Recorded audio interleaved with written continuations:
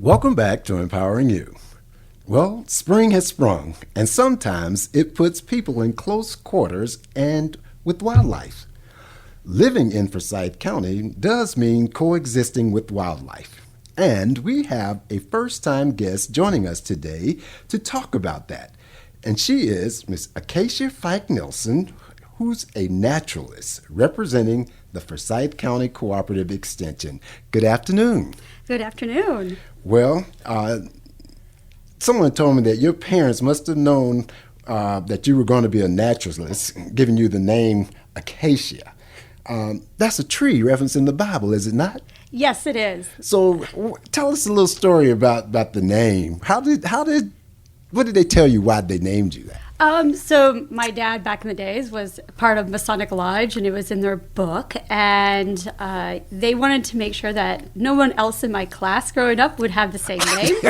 And they really liked the name Acacia, and so that is literally how they named me, was Acacia, because they liked the name. And I can confirm that I have never, other than a 4-year-old kid, I've never met another Acacia. Oh, wow. Well, he was successful then for the most part. Yeah, he was. Well, I'll tell you, you're all right with me because Acacia does begin with an A, so does my name, Alvin. So we're good.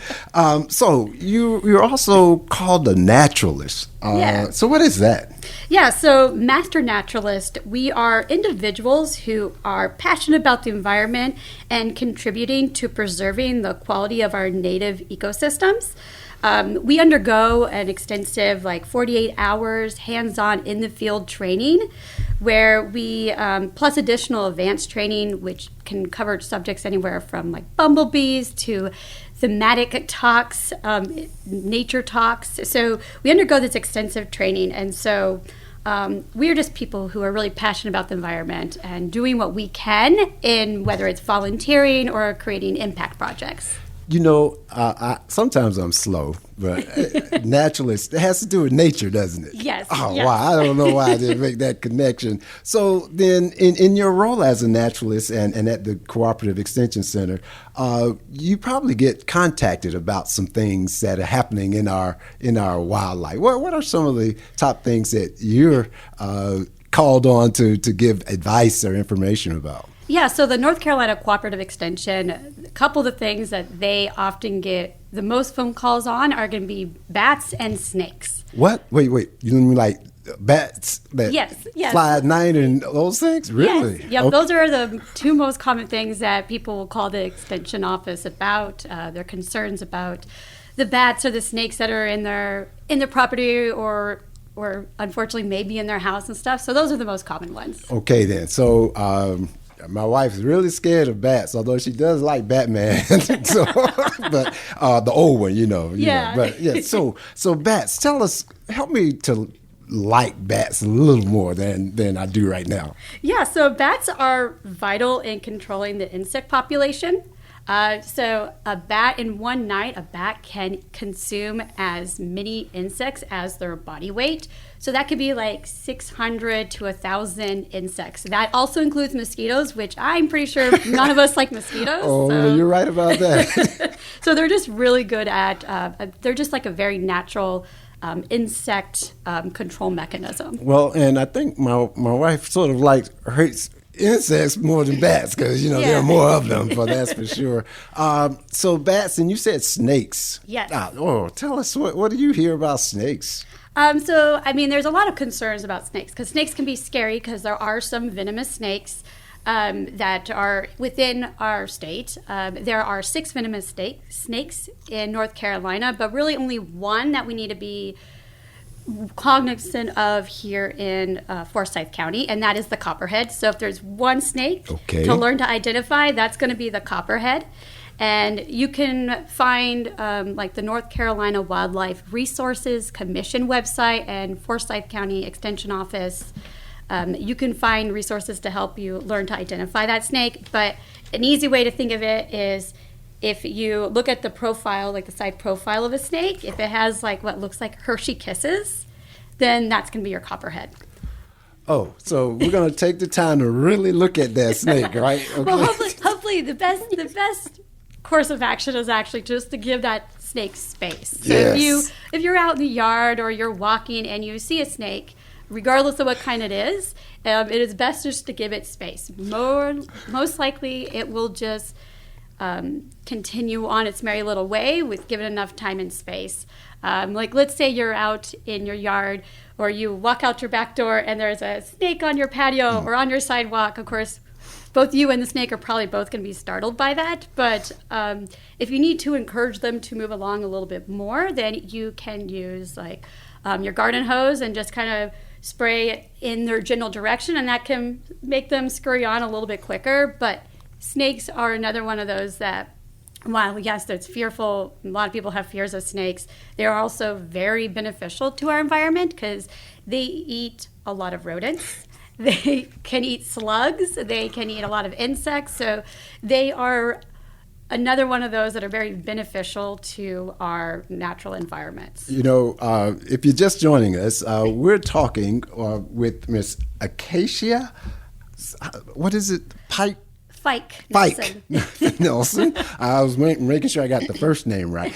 And here on Empowering You, and we just talked about snakes, and because Acacia is a naturalist, but we just mentioned how snakes are beneficial because they do eat rodents. And that brought a smile to my face because I don't like rodents in particular. But tell us, what are some of the do-it-yourself solutions that homeowners can peacefully discourage wildlife from taking up residence around their homes? Yeah, so there's a couple different things. It's kind of, if you want to think about it in kind of 4 different ways: smells, sounds, lights, and exclusion. So if we, first off, we're going to kind of start with exclusion. So that's probably the best way to prevent wildlife from entering in your spaces. So that's taking a look at your house and sealing up any holes or vents, or whether that's cracks and foundations around doors, walls, or like utilities entering your home. So if you can close those off, then you can prevent them from entering your space. If you have a porch or a shed, making sure that those access points are closed off so they don't think this would be a great spot for a den and make a nest. Oh, no. Of course, whenever you're doing any kind of those exclusionary things to prevent them from coming into your space, you want to make sure that the wildlife are not currently present, because you don't want to capture them. You don't want to bar them in there. That's just that's going to cause a lot of stress and harm for that wild animal, and then also additional problems for you having to deal with that. Absolutely. I'm here. Oh, no. I don't want to build a home.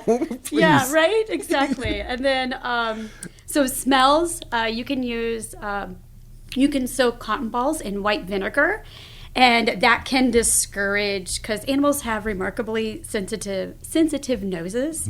So if you soak a cotton ball in white vinegar, you can place those into different spaces where you don't want them. So you could put it like maybe in an attic or under decks.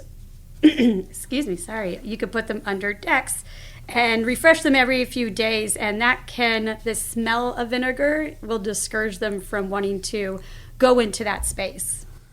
Okay, so we have exclusion, we have smells. What about, you said sounds? Yep, sounds. So sounds are a great deterrent that work because animals prefer quiet places, so undisturbed places to den. And so if you have like a small radio, so let's say you have a shed or you have a porch area that has, or a crawl space, you can put like a small radio and turn it to a talk show station, and it will kind of mimic this. It will give that animal the presence that there's humans there and go, that's not the place that I want to be. Wow, I'm liking that one.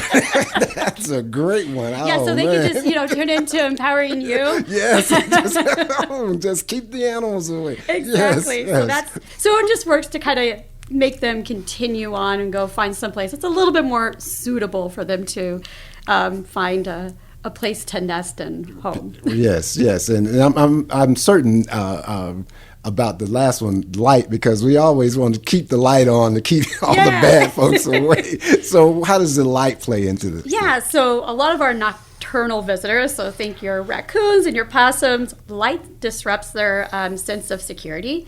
So motion activated lights are what actually work the best. So you can use those to illuminate your entryway, but also if you discover that you have some problem areas in your backyard or anywhere else on your yard that are being visited with raccoons or possums, you can have a motion activated light. So when they come and visit, the light turns on and they scurry away because they're like, oh crap, somebody's there. Oh, wow. Well, I'll tell you, this has been very educational because, we cannot escape animals. I mean, we all are in this together. And here in Forsyth County, what you're doing really does help us to be able to coexist. And I want to thank you for coming and sharing information. Anything else you would want to share with us? Yeah, so thank you so much for having me. If listeners who are maybe they are seeing wildlife in the yard, one, just make sure there's a difference between the presence of wildlife and then also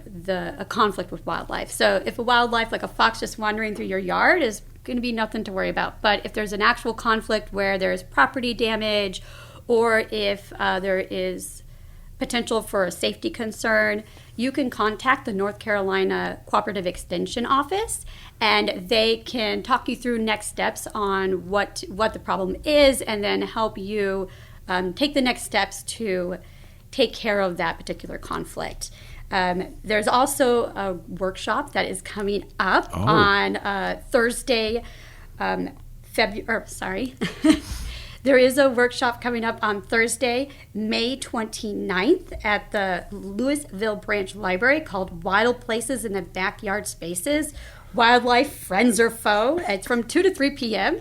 So, Wait a minute. I'm going to let you say that again, but who came up with that title? I don't know. It was probably Rebecca Kratz. Okay. She's the one who will be, I believe she's the one who will be presenting that particular workshop, but it is a great title. Just say it, tell us again. I'm sorry, yes. Yeah, so Wild Places in Backyard Spaces, Wildlife, Friends or Foe.